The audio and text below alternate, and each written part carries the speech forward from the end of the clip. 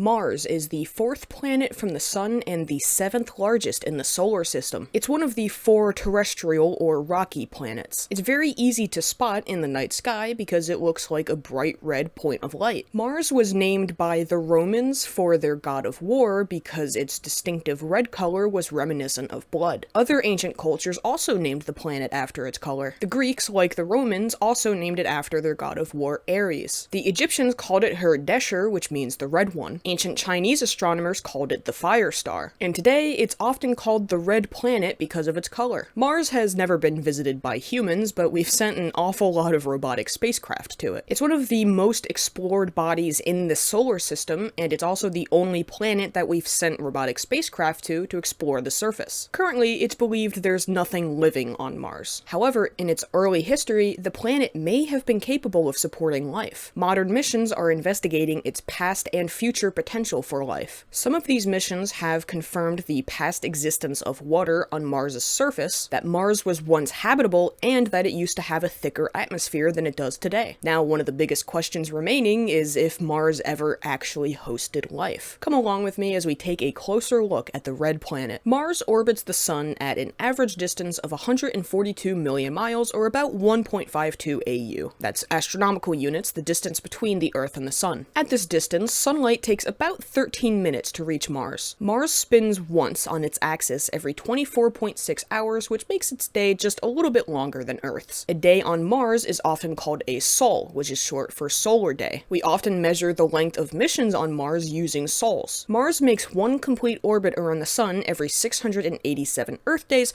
or about every 669.6 sols. That makes its year almost twice as long as Earth's, at least partly because it's further away from the Sun. Mars's axis of rotation is tilted 25 degrees with respect to its plane of orbit around the Sun. This is pretty similar to Earth's axial tilt of 23.4 degrees, and it means that Mars, like us, experiences seasons. The Martian seasons last longer than Earth's because the planet takes longer to go around the Sun. While seasons on Earth are all about the same length, give or take a few days, the Martian seasons are more variable in their length because the planet has a kind of elliptical, egg-shaped orbit. The longest Martian season is the northern spring and southern autumn at 194 sols. The shortest is northern autumn and southern spring at 142 sols. Northern winter and southern summer is 154 sols, and northern summer and southern winter is 178 sols. The exact tilt of Mars's axis varies pretty wildly over time. This is because it's not stabilized by a large moon, unlike Earth. With a radius of 2,106 miles, Mars is about half the size of Earth and only 10% of its mass. Its gravity is also only about 38% the strength of Earth, so if you were to stand on Mars and step on a scale,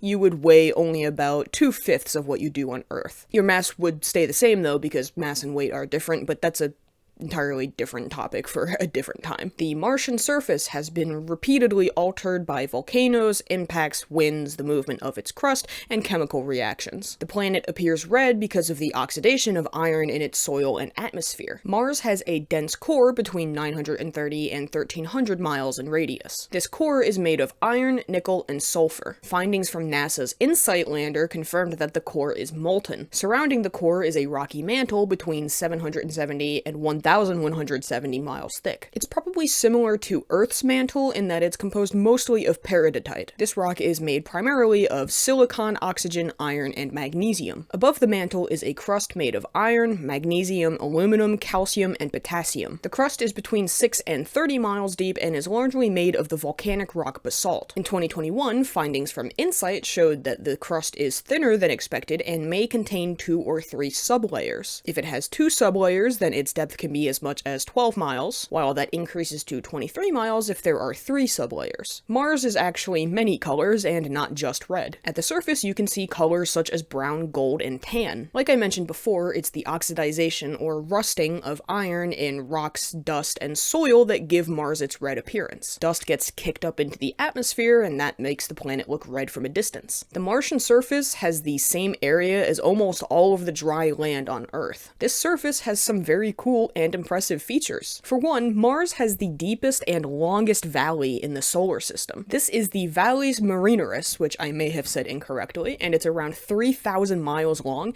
which makes it about 10 times longer than the Grand Canyon on Earth. It's 200 miles wide at its widest and 4.3 miles deep at its deepest. It was named after the Mariner 9 probe that discovered it in 1971. Valles Marineris likely formed as a result of the crust rifting as it stretched. Individual canyons within the system are as much as 60 miles wide. These canyons might once have been filled with liquid water, as suggested by large channels emerging from the ends of some canyons as well as layered sediments within them. Mars is also home to the solar system's largest volcano, Olympus Mons. This beast is 3 times taller than Mount Everest, and its base is large enough to cover the state of New Mexico. It's a shield volcano with slopes that rise gradually. It was created by eruptions of lava that flowed for long distances before solidifying. Mars has plenty of other volcanic landforms, and some minor eruptions probably still happen on the planet today. Many regions of Mars are flat and low-lying plains. The lowest of the northern plains are among some of the flattest and smoothest places in the solar system. They may have been created by liquid water that once ran across the surface. The northern hemisphere of Mars mostly lies at a lower elevation than the southern hemisphere. This suggests that the Martian crust is thinner in the north than it is in the south. This difference could be due to a very large impact that occurred shortly after Mars formed. The number of craters on Mars depends on where you look. The surface of the southern hemisphere is older, and therefore it has more craters. This includes the planet's largest crater, which is the Hellas Planitia at 1,400 miles wide. The northern hemisphere, on the other hand, is newer and doesn't have as many craters. Some craters on Mars have unusual deposits of debris around them that resemble solidified mud flow.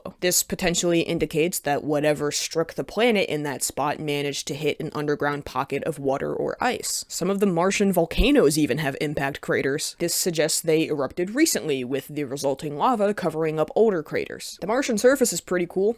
I'd love to explore that massive canyon. No, I wouldn't. I'd be too scared, but it's still neat. The very thin atmosphere of Mars is made up of 95.32% carbon dioxide, 2.7% nitrogen, 1.6% argon, 0.13% oxygen, and 0.08% carbon monoxide. There's also some very small amounts of water vapor, nitrogen oxide, neon, krypton, xenon, and hydrogen deuterium oxygen. Don't ask me what that last one is because I do not know. The sparse atmosphere provides so little protection from impacts that it might as well offer no protection at all. Because it basically has no atmosphere, and also because it's much further from the sun, Mars is colder than Earth. At their highest, temperatures reach around 70 degrees Fahrenheit, which is a perfectly comfortable temperature for most people. But because the aforementioned lack of a substantial atmosphere is unable to trap heat, temperatures can drop as low as negative 225 degrees Fahrenheit, which no one can survive. You'd be frozen like 7 times over. Although the Martian atmosphere is about 100 times less dense than Earth's, it's still thick enough to support clouds, winds, and weather. The density of the atmosphere also varies seasonally, as colder temperatures in the winter force carbon dioxide to freeze out of the air. Frozen carbon dioxide is what's commonly known as dry ice. NASA's Mars Reconnaissance Orbiter found the first definitive detections of carbon dioxide snow clouds, which makes Mars the only body in the solar system known to have this unusual winter weather. In winter, Mars does develop frost, ice, and snow, much like we experience here on Earth, but rather than being based in water,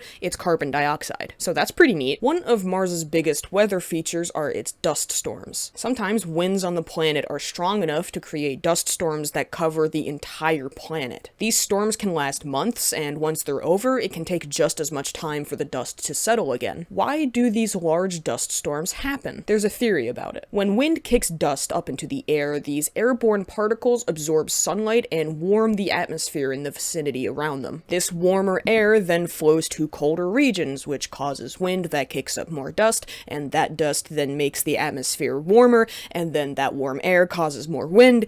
I think you get the point. The dust storms pose a serious risk for rovers on Mars' surface. They're famously how we lost the Opportunity rover. A major dust storm blocked its solar panels for weeks at a time, causing it to lose contact with Earth. In the distant past, Mars had a much thicker atmosphere that could support the existence of liquid water on its surface. But why did it lose this atmosphere? Because Mars lost its magnetic field first. The planet once had a global magnetic field, but it no longer exists. Faint traces of it still remain in the magnetization of crust in the northern and southern hemispheres. Mars's magnetic field disappeared around 4 billion years ago. Without the magnetic field to shield it from solar radiation, the atmosphere was stripped away by solar wind, leaving Mars as the dry, barren landscape we know now. Far in its past, Mars may have had water on its surface. The remnants of this water could exist in ancient river valley networks, deltas, and lake beds. There have also been rocks and minerals found on Mars that could only have formed in liquid water. Some features of the planet suggest it could have experienced huge floods 3.5 billion years ago. There is still water on Mars today. The atmosphere is too thin for liquid water to exist on the surface for any substantial amount of time. Instead, water is found in the form of ice under the surface in the polar regions, as well as briny or salty water that flows seasonally down some hillsides and crater walls. The existence of this briny water is disputed, however, and there are some alternative explanations. Water may also exist in cracks and pores and underground rocks. A study in 2018 suggested that salty water below the surface could hold considerable amounts of oxygen, which could support microbial life. However, the amount of oxygen depends on temperature and pressure, and the temperature on Mars changes from time to time as the tilt of its axis shifts. The past existence of water on Mars means that it could, in theory, have supported life,